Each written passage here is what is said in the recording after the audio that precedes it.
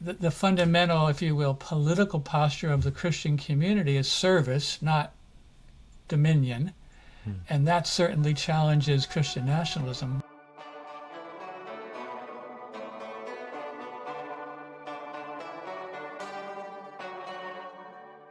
Hello and welcome to Faith at the Frontiers, a podcast that confronts challenges to the Christian faith with hope. Is the idea of a Christian nation complete nonsense? A total oxymoron? Should Christians fight to have their own values enshrined in their nation's laws? Should Christians have any involvement in national politics at all? These are some of the questions that Austin and I discuss with our guest on this episode. Professor Michael Gorman is my colleague at St. Mary's, where he teaches New Testament. He's appeared before on this podcast, and he's writing a book with a chapter on Christian nationalism, which will be published in the coming year. This conversation gets to the heart of some of the knottiest issues around how Christians should relate to politics, and I hope you enjoy listening. Well, Professor Michael Gorman, thank you so much for joining us. Barney, it's a pleasure. And Austin, thank you for inviting me. I'm happy to be here.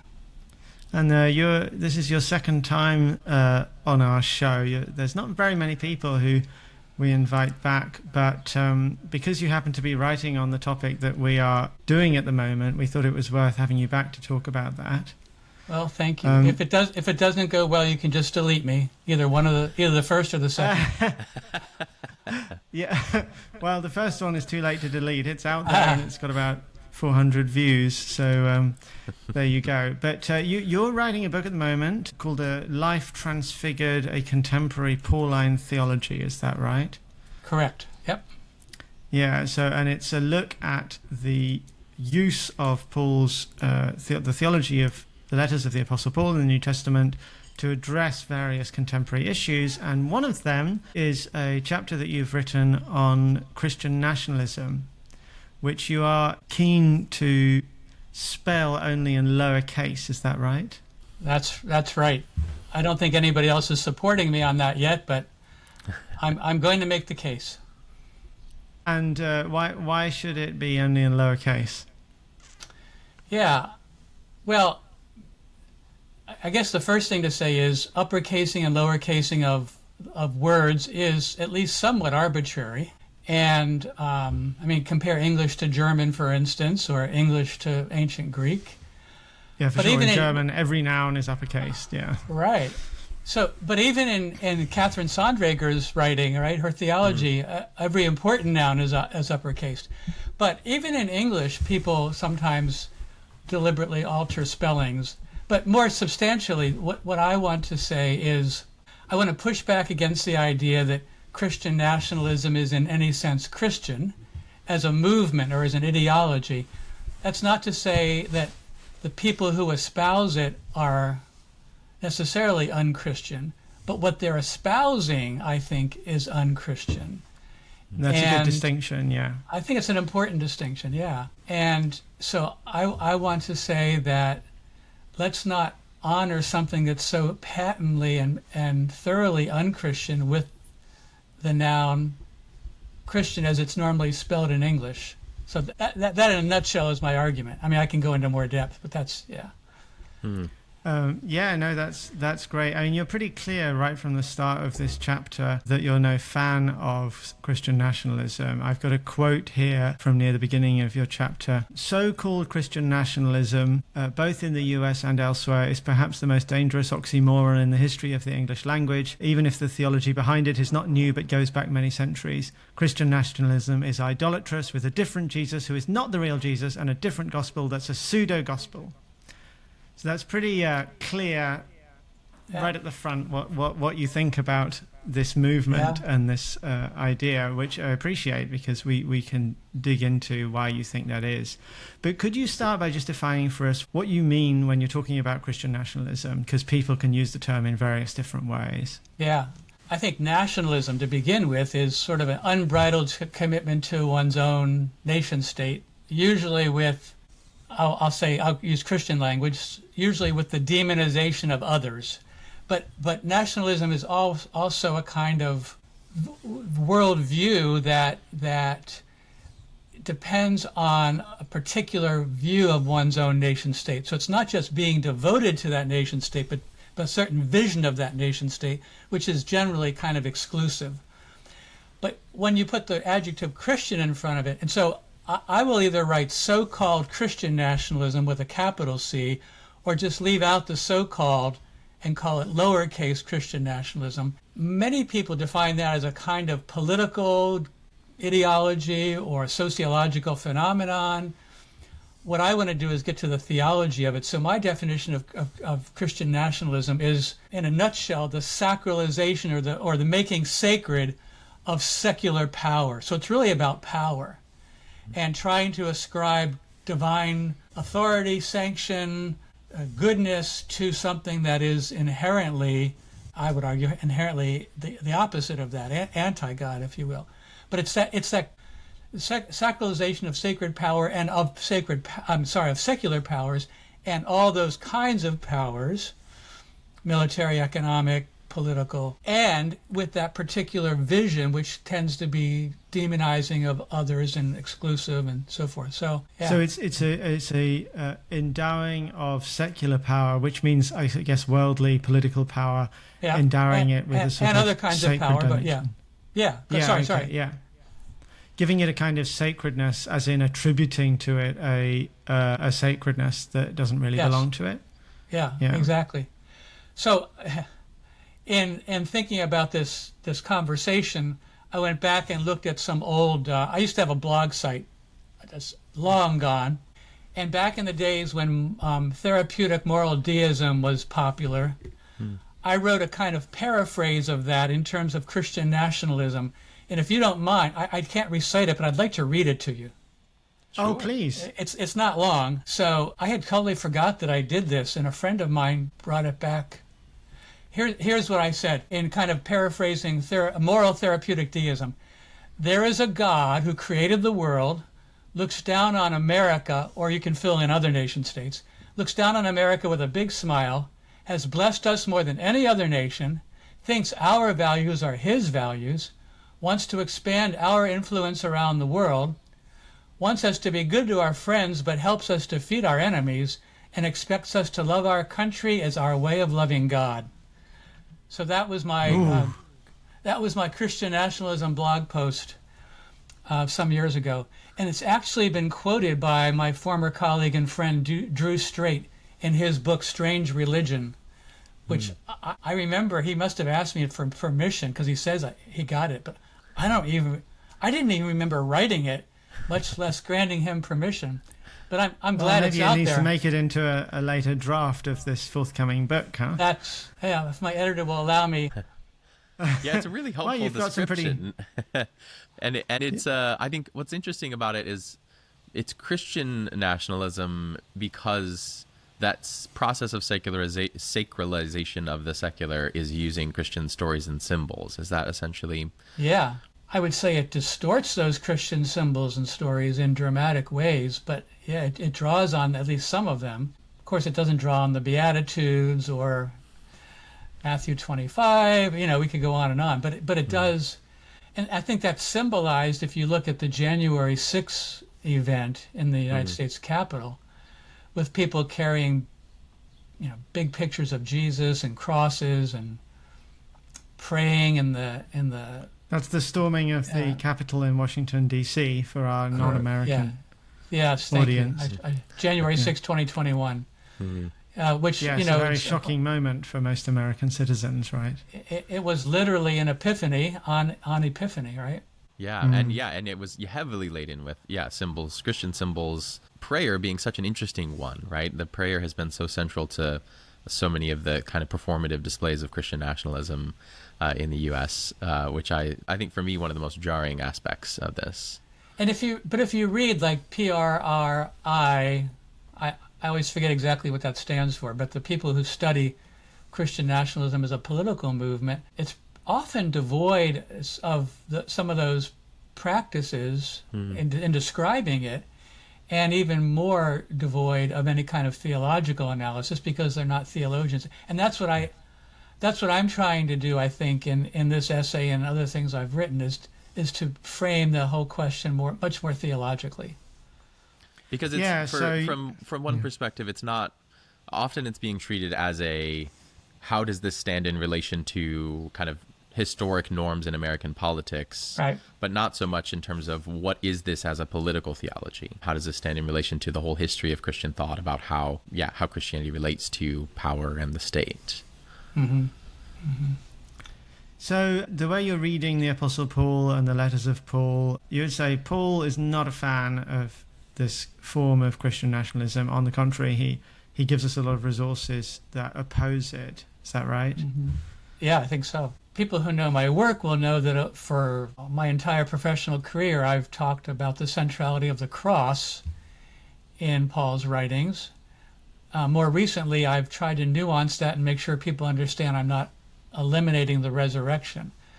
But what I see going on in Christian nationalism is precisely at the heart of Paul's theology, the opposite of what he was emphasizing, which is that Christian theology, Christian spirituality, Christian practices all center around a crucified Messiah. The great German theologian and New Testament scholar Ernst Käsemann once said, "The cross is the signature of the risen one." And what I argue in this chapter is that Christian nationalism completely separates the cross and resurrection, completely separates the crucified Messiah from the resurrected Messiah, or resurrected Lord, and completely turns Jesus into this resurrected, powerful one who has no connection to being the crucified Messiah. Just the opposite of what Käsemann said, that they're inherently connected. And so, for me at least, I don't like throwing around words like heresy and blasphemy and so forth, but this is why I refuse to use, and hopefully my editors will support me in this, that's not quite decided yet. I think it will go in my direction. That's why I refuse to use the uppercase Christian. Because you don't think it is actually authentically Christian, at least not according to the Apostle Paul. So your chapter basically does a deep dive into the way Paul understands power as being both cruciform and, well, it's a resurrected cruciformity that you talk about. So there's both the cross and the resurrection at the heart of it there. Right. So some years back, some people were pushing back against some of my work and saying, well, it's not only cruciform, it's also resurrectiform.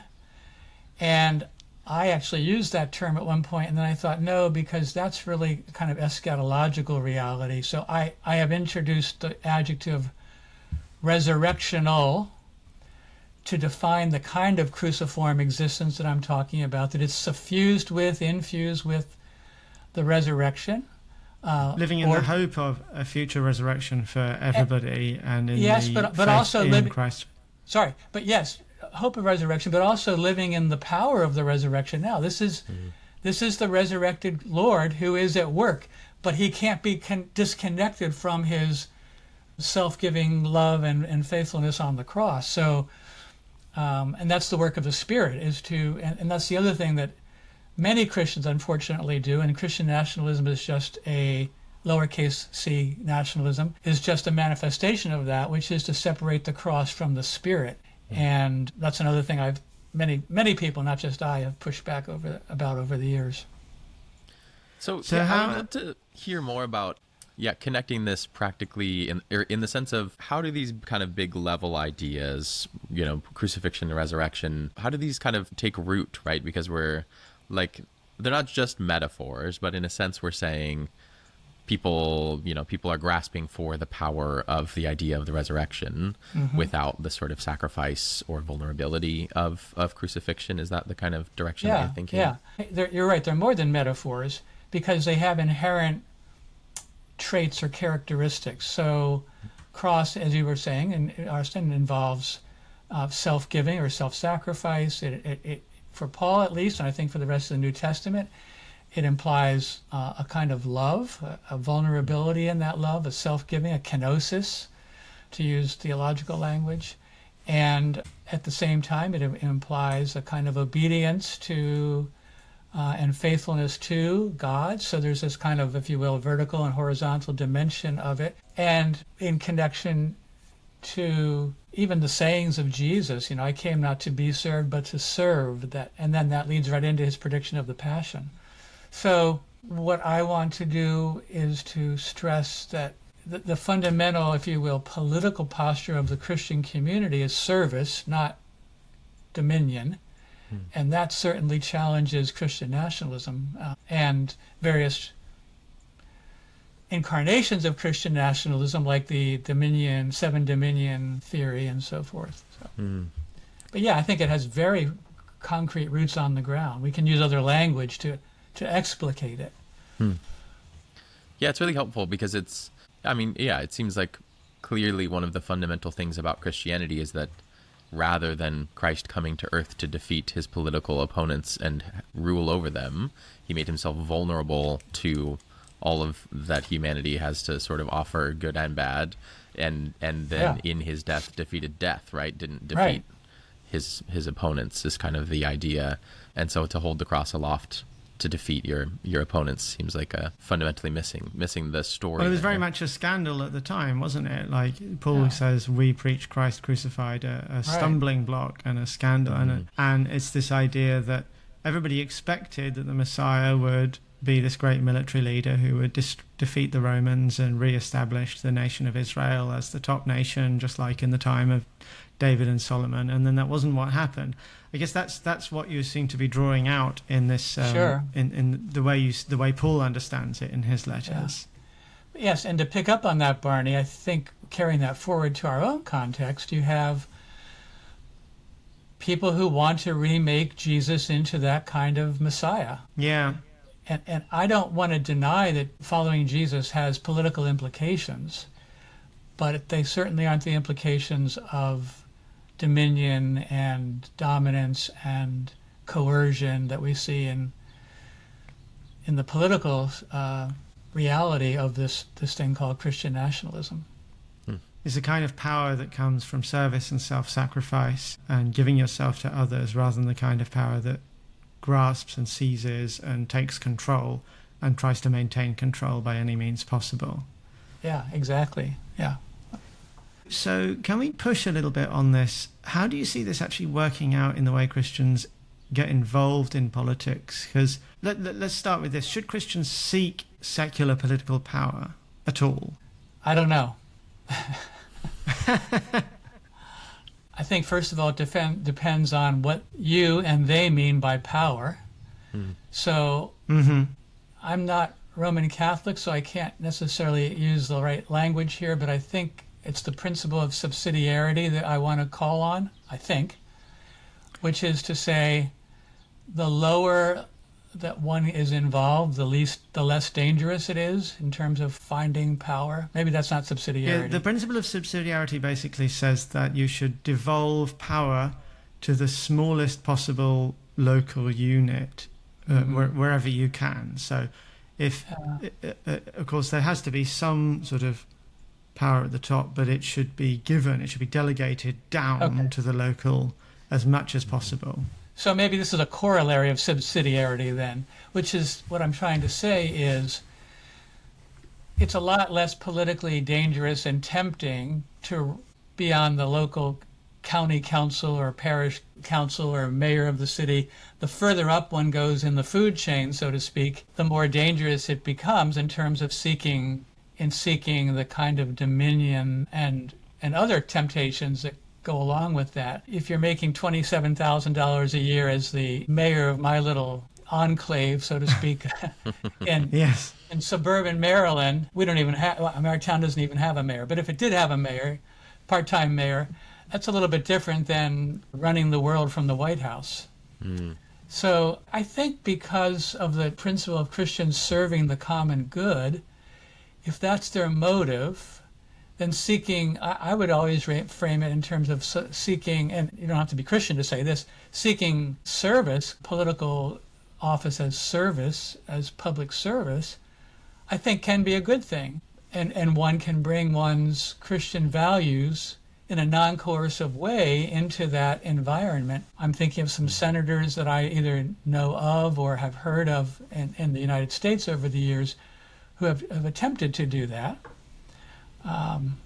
But I would still go back to my first answer. I'm not 100% sure it's always a good thing, and often not.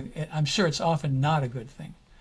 I guess it has to do largely with the way that you're trying to get power, and also how you try and hold on to power, if you try and hold on to power. Because I think it's a theme that we've seen in this series already, is that power is actually fragile. Paradoxically, power is weak. It needs to keep reasserting itself. It needs to keep knocking other people down to keep itself in power. Yeah. And if you're a Christian, then a lot of the ways that people try and hold on to power are illegitimate. They're not available to you. Yeah, or at least in theory they're not available, right? Yeah. That doesn't mean they're not used. That's right. And true, I sometimes wonder how much this question is really fraught, because for me, the first question is, are there forms of political community that exist in which Christians could hold political power and that when wield it appropriately according to how Christians should think about that? And maybe the problem is that those forms of political community don't exist, at least in the U.S. anymore, or very rarely, or only at local levels, such that you could sort of step into that and do something Christian with that kind of form of political service. Yeah, no, I think that makes a lot of sense. And I do think there are places in the world where, at least in principle, that kind of understanding of political power as political service, as influence and helpfulness, rather than dominion and control, have existed and even can exist. But I don't know that it's even possible at this, as you were hinting, or more than hinting, Austin. I don't know if it's even possible right now in this context. It's partly because it's not something that you can necessarily choose on your own by saying, I'm going to run for office and I'm going to do it this way. If it's in the context of political communities and institutions that simply don't run that way anymore. Right. Yeah, you can have all the idealism in the world, but my mother, my parents were living in Germany when I was born, and she wanted to move back to the U.S. so I could be president one day. The furthest I got was president of the Honor Society. So close. But you were actually born in Germany, so that's not a possibility. No, I was born back here. They did move back. They made it back to the States. Oh, they made it back. Yeah, they made it back. Oh, so you still could run. My wife suggested that last election season. Well, it does raise the challenge is that we're all like, man, is there not a single person of virtue and goodness that could possibly run for office in this country? But on the flip side, we're kind of saying, if you are those things, you probably shouldn't run for office in this country. It would be very hard for me as a pacifist to be the commander-in-chief of anything. So you say in your book that just as individuals are called to be cruciform, so also the church as a community is called to be cruciform, and that's why the church needs to exhibit that as an institution, sort of, as well as just each individual Christian in their particular ways of life. Do you think, you said the church is a community, but you didn't say that sort of political institutions should be cruciform. Do you think that as well? Or is that just not possible in this sort of worldly situation that we're in? If we go back to the way Austin was hinting at, sort of the unpacking of what cruciform existence looks like, of service, of self-giving, I think those values can be enshrined and ought to be enshrined in political establishments. That said, I would hesitate to call that cruciform, except perhaps in a kind of natural law sense that people are doing what they don't realize is written on their hearts by God, kind of thing. Again, I'm moving into somewhat foreign territory for a non-Catholic to use that kind of language, but I think that's what I would say. I don't know. Did you want to say something about that, Barney? What do you think? Oh, we don't need to talk about what I think. I'm on this show every single episode. But I wrote this article a few weeks ago on Christian nationalism on seenandunseen.com, which you were very kind to endorse. You endorsed it almost entirely, but there was one thing you said you disagreed with, which was that you don't think that the idea of a Christian nation is actually a coherent idea, that there can be any such thing as a Christian nation. Am I remembering you right? Yeah, it was a great article, except for that. I mean, I don't think it's quite as oxymoronic as Christian nationalism, but for me at least, the idea of a Christian state is flawed because Christian faith demands discipleship. It's an individual and ecclesial reality that can involve great numbers of people within a particular country or a nation or whatever. And you can even be on the books, as some African countries still are, that were in their constitution that were Christian. I just don't see that as the kind of entity that is in view in the mission of Jesus, or possible in light of human. It's hard enough being a Christian church or a Christian individual. Thanks to sin, right? Yeah. Yeah, so are you saying it's just practically impossible, or it's not something that anybody should even aim for? I think it's theologically impossible. In other words, it shouldn't be aimed for, and that's just my view. But I think that's not the same as saying that it's wrong for Christians to try to make basic Christian values part of the common good, part of the corporate experience, especially to the degree that those values are shared by Jews and Muslims and secular people. We can have a Christian take on shared values, or we can share those values with others. But to institute them in a formal way seems completely wrong-headed to me. I mean, Sometimes I wonder about this in terms of even thinking of, like, say, Christian institutions other than churches. One of the problems with that is often what ends up happening is they say, we're a Christian institution, therefore we're justified in doing whatever we want to do. Whereas it seems like if you were Christians, then you would just be people who were constantly repenting and reckoning with how far you were falling short of what you should be doing. And so it's like almost an aspirational thing. And at a national level, right, what would that look like? But if you said, hey, most of our population identifies as Christian, we aspire to these kinds of things. But if you were truly Christian, then the whole point would be that you recognize how much you're falling short of that calling. Whereas usually how it works is we're using this to kind of bolster what we want to do anyways, and just say, well, don't ask questions, we're Christians.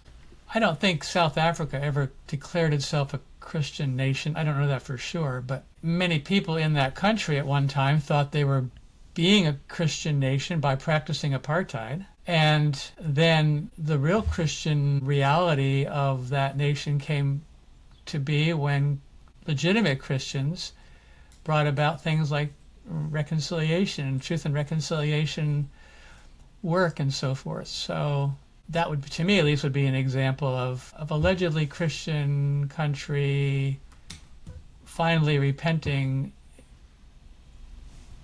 but not ever really being a Christian institution, but repenting perhaps at least partly for Christian reasons and under the influence of Christian leaders, political and ecclesial, like Archbishop Tutu.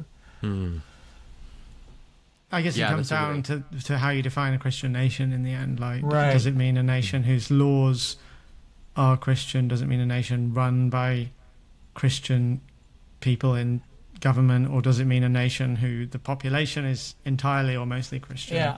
Well, I mean, I've listened to a couple of your other podcasts on this topic, and most recently, I think, the question came up of sort of a la McIntyre, whose Christianity, whose values. And yeah, that's right. The problem is that it's a particular take on what counts as Christian values, which other Christians might say is the wrong take. Right. So to go back to the kind of not my working definition, but the more generic political working definition of Christian nationalism, people who advocate for that want to make the United States into a Christian nation with particular Christian values, which I would label unchristian. Even beyond the United States, in places where there has been less of a deliberate separation of church and state, I would argue, at least in some cases, those have been the worst attempts of creating a Christian nation and engaging in non-Christian activities.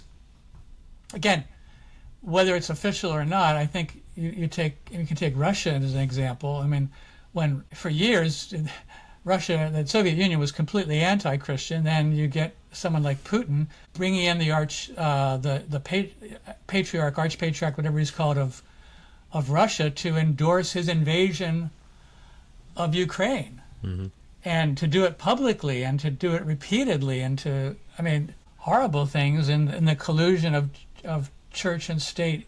Yeah, it's very interesting because basically Christian history has a rather bad track record of what happens when Christians actually get hold of political power, is that they use it in ways that many would consider to be contrary to true Christian values.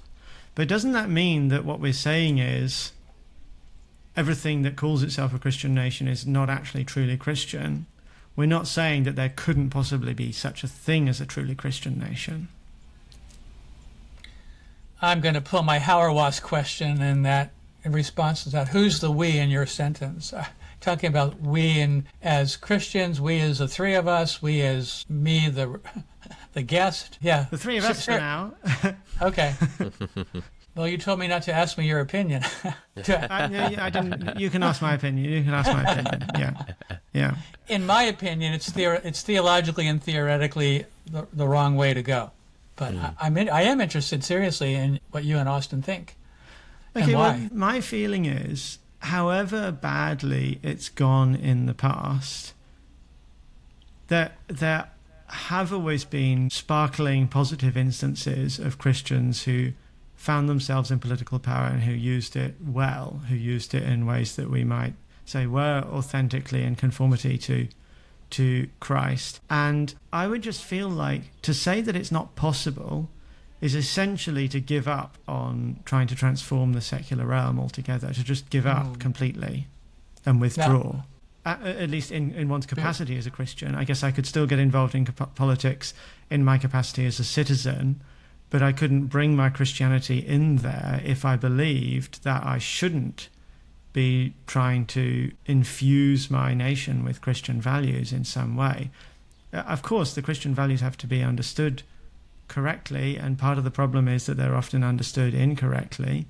But mainly they're understood incorrectly because of this very question about how power is to be used and how power is to be understood as Christians, right?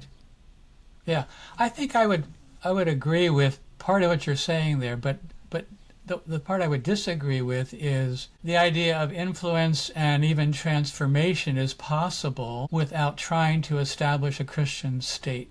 Yeah, I think so. Because one of the big questions here is, I think, this idea of secularism or liberalism and how we're defining these kinds of things, right? If we're thinking of secularism as something like a neutral sphere, obviously, I don't see it that way, right? This is in many ways a kind of rival way of seeing the world to religious worldviews and non-religious worldviews, right? These things, none of them are neutral. And I think it is helpful to say, like, everybody's bringing non-neutral values and ideas to bear in politics, right? But the question of, like, could you establish a Christian nation? The problem is, if you define, how do you define government, right? And so if we think of a couple of the guests on our show have said, like, political power is the power of violence and coercion. That's by definition what it is. Then you couldn't have a Christian power of violence and coercion. But if you think of politics in different ways, as some people do, then you might say, well, yeah, there's a Christian version of that. And I think for me, the big challenge is saying one of the problems with, what we call in the broadest sense liberalism is if it's all about, here's a set of laws that keep you from stepping on each other's toes, otherwise do what you want, then it doesn't give us any resources to define for us what the goods are that lead to our flourishing, and it becomes very difficult to then support them, right? And that seems to me like how America functions is basically, we do very little to support the flourishing of our citizens because we can't agree together what that flourishing consists in. And so a version of a Christian nation would be, we've all broadly given a Christian answer to that question, and thus are seeking the sort of political means to provide the goods necessary for flourishing. But again, I don't know that means the establishment of a Christian nation as much as it is the kind of broad cultural sense of a people group is that we define our common good in Christian ways and thus use the sort of mechanisms of authority to pursue that. But I think that, I see this as just a complicated question because everybody means something really different by politics and nation and all of that. Well, yeah. I mean, let me give a concrete example to put flesh on this, right? I'm doing a lot of research on the ethics of immigration right now and the theology of immigration.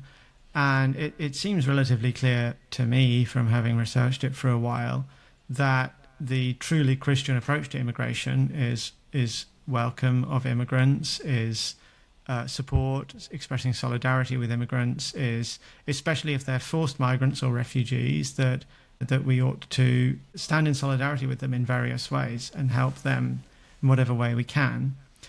And yet, with which I agree 100%. I'm glad to hear it. The problem comes when you say there's actually very little that individual Christians or even the church can do to let more refugees into a nation, because the power to do that belongs entirely to the government of that nation. And so ultimately, Christians have to ask themselves, are we supposed to be lobbying for the government to increase the quota of refugees it accepts? And if so, why are we doing it? Are we doing it because we believe that as Christians? But then are we then imposing Christian values on a nation that is not fully represented by Christianity, and thus there are lots of people who would disagree with it?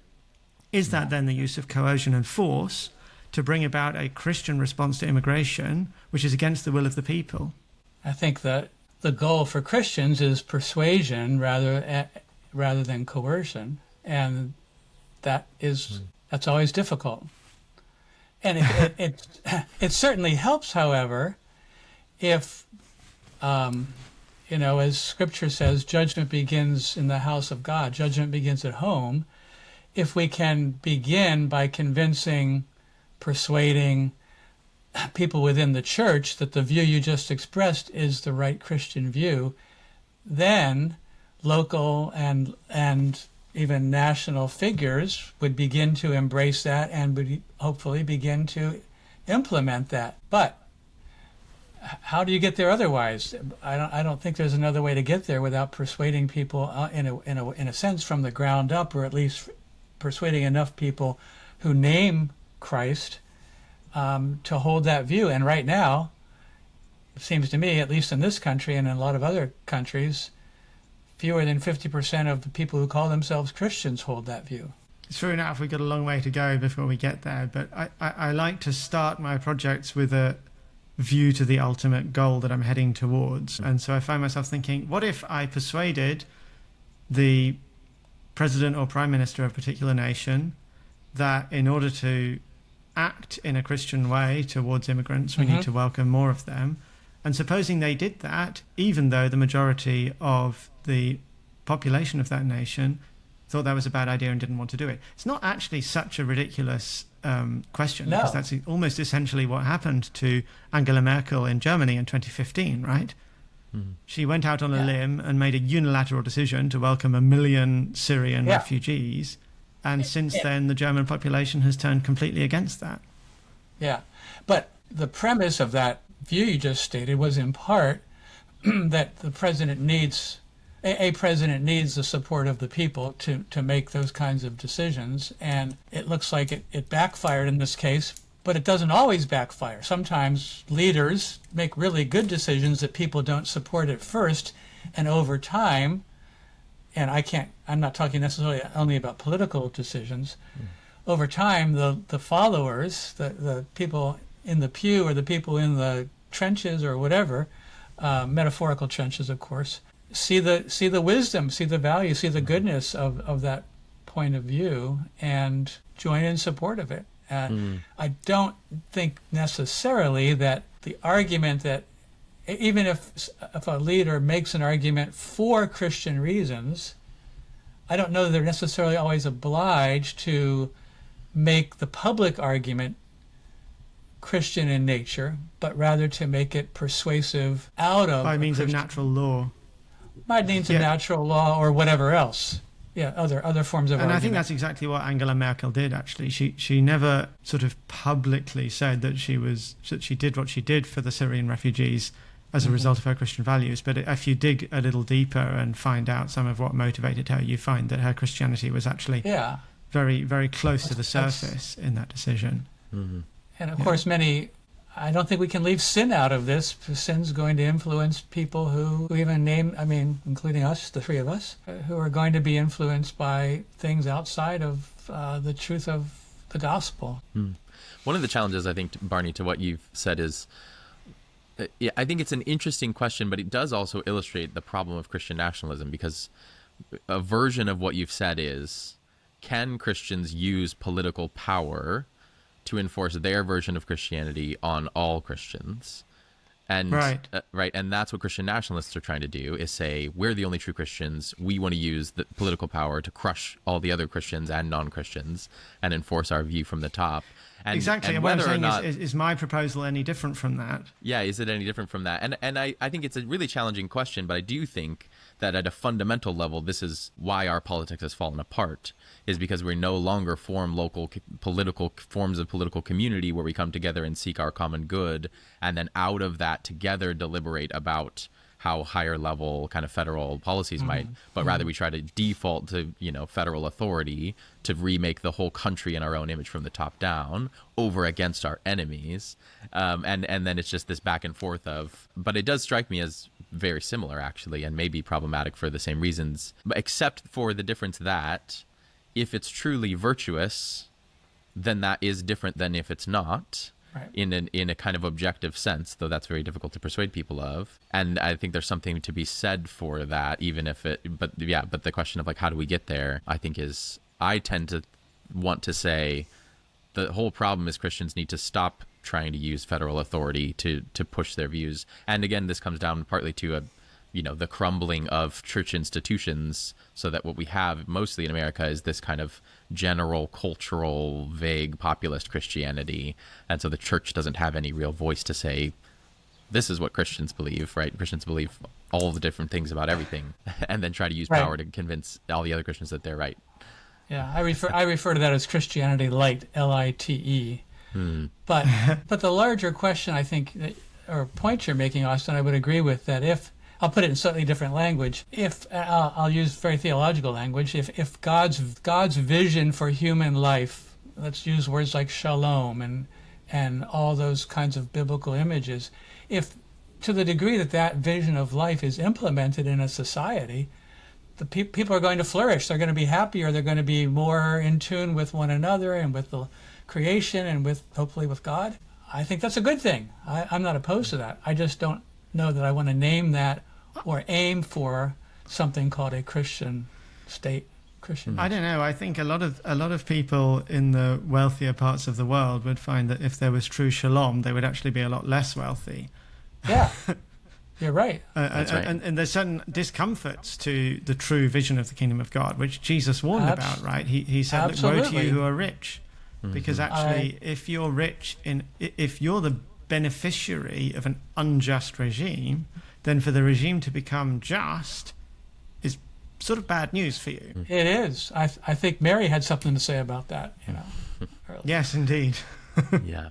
But not really bad news for you in the real sense of your flourishing in your soul. Right. No, it's just it's painful. It's painful according to your misaligned priorities and desires. Yeah. True. Yeah. Yeah. Yeah. Gosh, we've explored this in quite some depth. Yeah, this has been great. Fun. Thank you for inviting me. This has become somewhat of I've been thinking and talking about this, and especially with respect to the book of Revelation for a long time. But that haunting concern, which was expressed in a very different context, has seemed even more necessary to readdress now. Yeah, I think your book on the Revelation is a good illustration even just of the fact that the radical misappropriation of Revelation in the U.S. is part of the problem, maybe, right? Because that's one of the most kind of intense and clear texts in the Bible, and so people sort of intentionally defanged it so that it doesn't function as a political text. Or functions as the wrong. That would be a whole other episode. Right. Yeah, that's right. Reverses wrong kind of political text. Yeah. Yeah. So thanks so much, Mike. Yeah, my pleasure. Yeah. Thank you for the invitation. It's always good to talk with both of you. Thank you for listening to Faith at the Frontiers, a podcast that confronts challenges to the Christian faith with hope. If you liked this episode, then do subscribe to hear more like it in the future. For now, goodbye.